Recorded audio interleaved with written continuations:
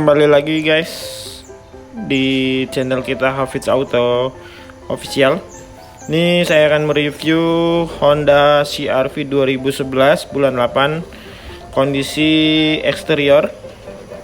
Ya, ini sudah meliputi fog lamp bagian kanan, lampu masih standar ya, reflektornya.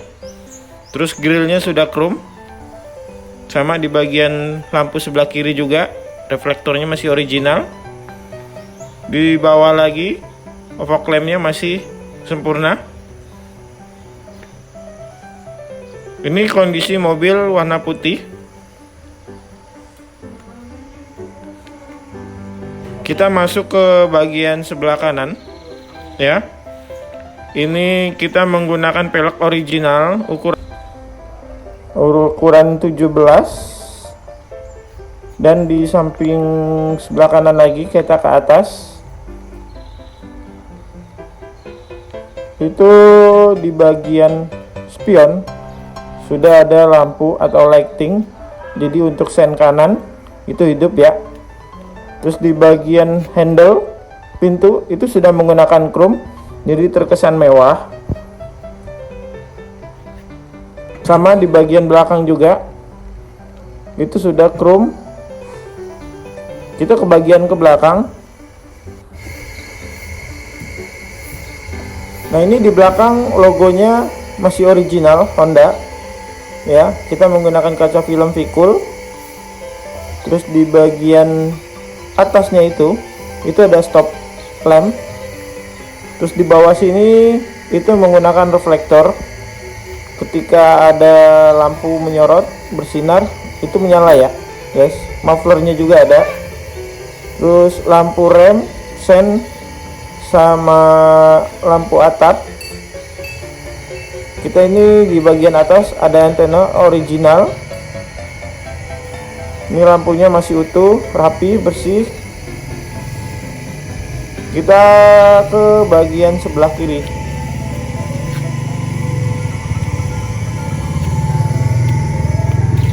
Sama peleknya ya, 17 masih mulus.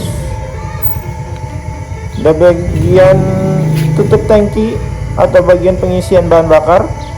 Nah ini guys, kita menggunakan kaca filmnya Vikul VVIP ya. Di list bagian kaca full itu ada list chrome. Sama di pintu juga handle-nya chrome. Di samping kiri kita menggunakan lighting. Terus di bagian atap nih kita masih terpasang rapi guys, masih rapet ya.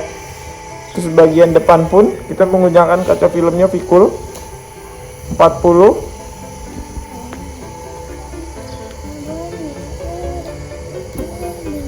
Untuk bagian kap mesin masih rata, tak ada Next kita ke bagian interior ya. Ya, kembali lagi ya guys. Ini kita sudah di bagian interior untuk CR-V 2400 cc tahun 2011. Nah, ini untuk lubang AC di tengah. Kita bisa untuk putarkan ke kanan, ke kiri sesuai dengan kebutuhan si penumpang. Ini lampu hazard ya. Ada indikatornya di sebelah situ. Oke. Nah, ini kebetulan head unitnya sudah kita upgrade ke yang touchscreen yang multi. Jadi kelebihannya kita bisa pakai beberapa fitur. Nah, di sini ada radio, disk, USB, terus memory card, terus ada lagi di Bluetooth, bisa disambungkan dari via handphone, terus TV analog ya, bukan digital. Terus AV. Nah, ini untuk di permukaan bagian luar untuk pemasangan USB-nya bisa di sini atau flash disk lah yang sering dikatakan. Terus di sini ada kabel AUX. Kurang lebih seperti ini penampilannya. Nah, ini kelebihan lagi di CR-V 24. Ini panel AC. Ini kita pindahin dulu transmisinya biar agak lebih luas. Nah ini dia AC-nya sudah dual AC. Ketika kita pakai dual AC, ini untuk bagian pengemudi dan ini penumpang, ini terpisah guys. Jadi penggunaannya ini kita bisa atur hanya di bagian driver. Nah ini dia, kita bisa kurangin lagi, lebih dingin, lebih cool. Nih ya, kalau untuk yang cool biru, yang lebih panas dia ke merah. Nah ini sebaliknya yang di sebagian penumpang. Nah ini bisa ya, beda ya antara kanan dan kiri. Inilah fungsinya dual AC. Nah ini kalau kita off kan, dia integrate-nya ke driver. Ketika kita naikkan dia ikut. Jadi lubang AC-nya yang di sini terpisah nanti ya. Yang di sana tuh bagian penumpang sama yang di bagian driver nih. Nah tuh, nah ini sama seperti mobil-mobil yang lain. Ini untuk pengaturan blowernya atau angin. Ini sebenarnya untuk khusus Honda di 1 atau 2 itu sudah cukup dingin guys. Nah ini untuk AC-nya off, atau di sini juga off untuk displaynya. Ketika kita menggunakan lebih simple, kita bisa otomatis di 28 derajat karena saat ini cuaca di luar nggak begitu panas. Terus penggunaan saya hanya di 1 penumpang di dalam mobil. Nah ini pengaturan lagi di sini ya. Ini modenya sama di bagian kaki anginnya, terus di bagian atas dan bawah, yaitu di bagian badan dan kaki. Oke, terus di sini front sama ya, kayak mobil pada umumnya. Ini kelebihan yang hanya ada di 24 dibanding 2000. Kalau 2000 dia masih integrate 1 AC di driver. Kita turun dikit ke bagian portioning. Khusus Honda di 2400 cc atau yang khusus transmisi matic, dia tuasnya seperti ini guys. Lebih efisiennya ketika memindahkan transmisi, ini harus kita saring pencet biar memudahkan transmisinya lebih halus. Sama ya, posisi di R. Nah ini dia, tampilannya sudah ada kamera mundur. Terus indikatornya ada di speedometer, dia R ya. Kita pindahin ke P, parking normal seperti biasa mobil. N netral. D jalan ya biasa. 2 untuk bisa mungkin lebih untuk diterjal atau tanjakan. 1 juga bisa tergantung penggunaannya. Nah di sini guys, ini ada tombol 1 lagi. Ini untuk overdrive. Penggunaannya ketika kita memang membutuhkan tenaga over atau yang lebih, itu digunakan untuk menyalip mobil biar lebih responsif. Tapi dihindarkan untuk saat berkendara jalan jauh ya. Dalam artian ketika kita memang membutuhkan suplai tenaga yang lebih, itu tidak bisa untuk seterusnya, hanya sementara saja.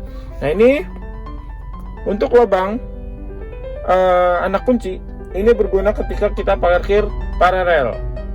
Contohnya seperti ini guys, saya patiin dulu ya. Disarankan ketika kita mematikan mesin, usahakan semua panel AC, audio, yang kalau radio kan otomatis ya, dia seperti itu, usahakan dimatikan dulu guys. Sama-sama lampu semua diusahakan mati. Nah ini begini, kita cabut anak kunci ya guys. Caranya ketika parkir paralel atau sebelum parkir, ketika P anak kunci terlepas, tidak bisa dipindah guys. Walaupun kita injek rem ya, anak kunci ini kita tekan, masukkan anak kunci sambil pemindahkan gigi seperti biasa, pindahkan tuasnya.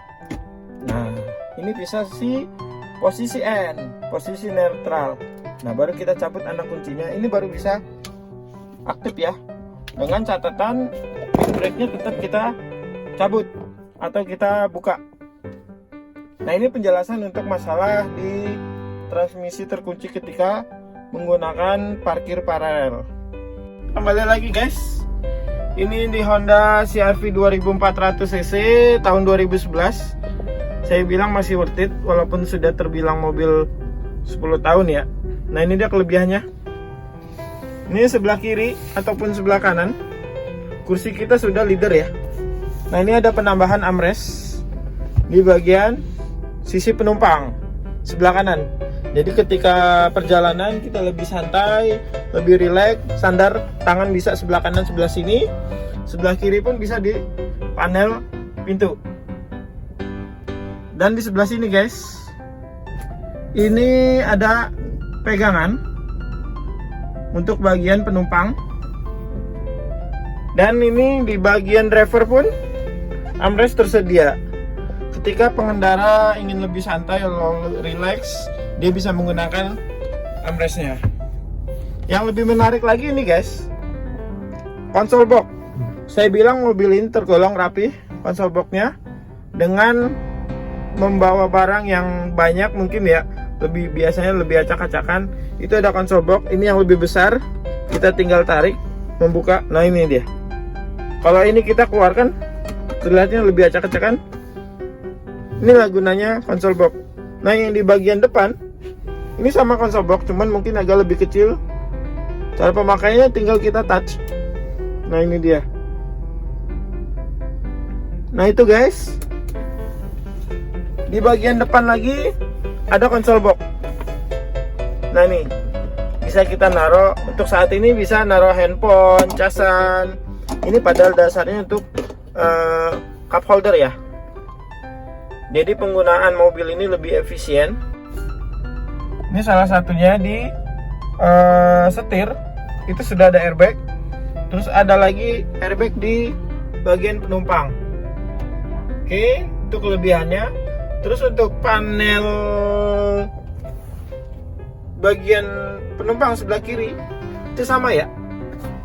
Tuh, pegangan pintunya dia mewah, besar. Jadi untuk penumpang terlihat lebih elegan. Sama di sebelah sini guys. Ini pegangan pintu di bagian sebelah kiri itu tetap ada. Pada umumnya mobil semua rata-rata ada sebelah kiri ya. Di belakang pun juga ada. Cuman yang di sini yang sangat berbeda itu ada di sebelah driver. Nah, ini guys. Ada beberapa unit mobil maupun di Honda ataupun merek lain itu ada yang nggak dipasang. Untuk di bagian penumpang belakang juga pun tetap ada ya guys. Nah, itu dia kelebihan dari CR-V 24. Di audio kita sudah ada penambahan tweeter di sebelah kanan dan sebelah kiri guys. Nah, ini dia. Oke, di sini ada lubang AC di atas bawah, sama di kanan juga seperti itu. Oke, next kita ke bagian speedometer guys. Nah, ini di bagian speedometer ini ada tombol. Kita bisa melihat tampilan speedometer itu untuk indikatornya. Nah, ini kita pencet terus. Nah, ini guys, odo ya. Jadi selama mobil ini terpakai sudah menempuh jarak 83.000 sekian. Nah, ini range dari trip A, trip B. Mungkin kemarin saya pakai dari Jakarta sampai sini, itu kurang lebih sudah 2043 sekian. Nah, ini suhu, itu menunjukkan suhu di luar itu 29 derajat. Oke. Nah, ini nih, average. Jadi pemakaian mobil ini, konsumsi bahan bakarnya itu 10:1. Dalam artian begini, dengan konsumsi 1 liter bensin itu bisa dipakai sejauh 10 km. Jadi untuk kapasitas mesin 2400 cc saya bilang tergolong irit ya guys. Nah, ini dia range. Ini yang bisa kita buat acuan dengan kondisi bensin dengan di atas tengah, itu bisa kita tempuh dengan jarak 373 km. Jadi menurut saya worth it ya dengan konsumsi bahan bakar seperti ini. Nah, ini dia tampilannya.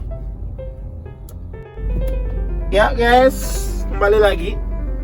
Kita akan nulis di bagian bawah nih guys. Ini di bagian bawah ada dua pedal. Yang sebelah kanan sama seperti biasa pedal gas, yang di tengah pedal rem. Untuk transmisi 2400 cc di CR-V itu semua transmisinya otomatis ya. Nah, di sini untuk sebelah kiri itu pengganti handbrake atau rem tangan. Itu adanya di sebelah kiri. Jadi mobil ini terkesan mewah karena rem tangannya tidak ada di bagian atas atau di bagian luar, yaitu adanya di bawah. Nah ini guys, kelebihan lagi Honda CR-V ini sudah ada tuas buat tilt steering ya guys. Nah ini dia. Jadi setirnya bisa kita naik turunkan. Setelah sesuai dengan kebutuhan itu kita kunci lagi guys.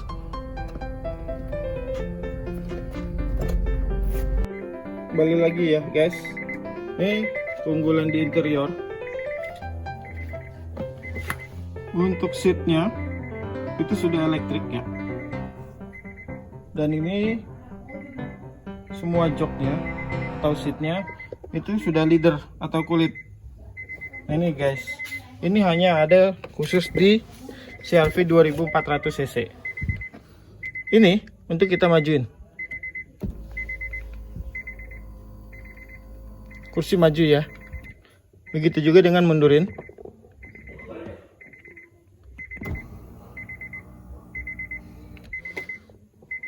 Nah ini untuk nyetel di bagian bahu.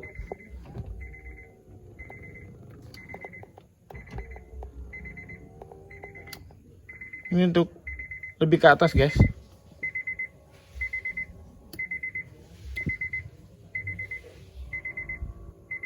Jadi kita sudah sangat dimanjakan. Ya guys, kembali lagi. Nah ini untuk pegangan tangan di bagian driver. Untuk menutup buka pintu lebih besar ya. Jadi terkesannya mobil ini sangat mewah. Lux. Di bagian bawah itu ada speaker guys. Jadi suara sound system kita lebih jernih. Di sampingnya itu ada cup holder cukup besar. Di sebelah belakangnya lagi kita bisa naruh barang, koin, terus kitol dan lain-lain. Nah di sini di bagian armrest bagian driver itu sama guys, sudah kulit juga. Nah ini panel buat pintu bukanya itu sudah chrome, jadi terkesannya lebih elegan, mewah ya. Terus di sini juga sudah pakai door trimnya atom ya, jadi sangat tidak bisa untuk kotor, mungkin hanya berdebu ya, itu bisa kita lap dengan kanebo. Dan yang terpenting di sini guys, ini electric mirrornya, ini untuk mengunci kaca. Nah ini untuk yang di pintu bunyi ya. Ini guys, ini otomatis di bagian driver. Kita pencet sekali, dia sudah turun. Begitu juga dengan untuk menutupnya. Kita tekan atau kita tarik sekali, kaca sudah tertutup. Ya, inilah kelebihan di CR-V 2400. Untuk bagian driver, di bagian penumpang pun atau di bagian sisi kiri sama, ada sun visor. Nah, yang bisa terlihat lebih mewah lagi, ini untuk lampunya, lampu atap tinggal touching kanan kiri ya. Kita gunakan sesuai dengan kebutuhan. Nah, ini ada tempat lagi guys. Ini kita tinggal tekan. Nah, ini bisa kita pakai buat menaruh kacamata.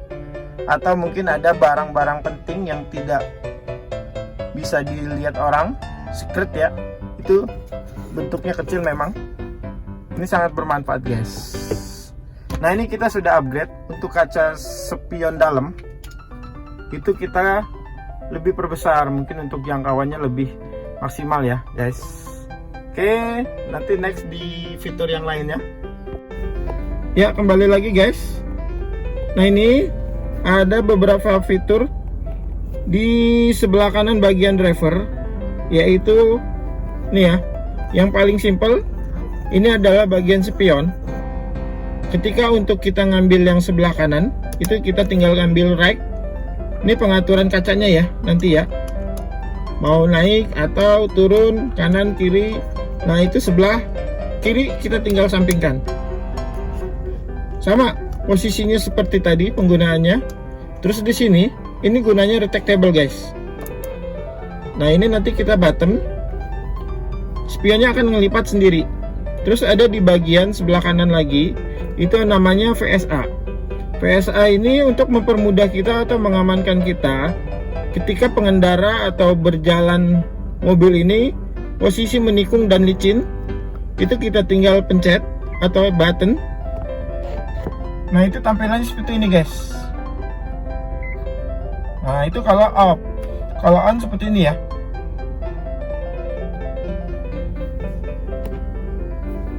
Ini difungsikan ketika jalan licin itu menghindari oversteering atau understeering. Jadi tetap stabil ya guys. Nah, di sini ada tambahan. Ini gunanya bisa naruh barang atau benda yang kecil seperti e-tol. Ini sangatlah efisien karena kadang beberapa mobil kita sangat kesulitan untuk menaruh e-tol. Jadi ketika masuk gerbang tol kita masih mencari-cari e-tol tersebut. Oke, thank you ya sudah nonton video kita. Jangan lupa subscribe,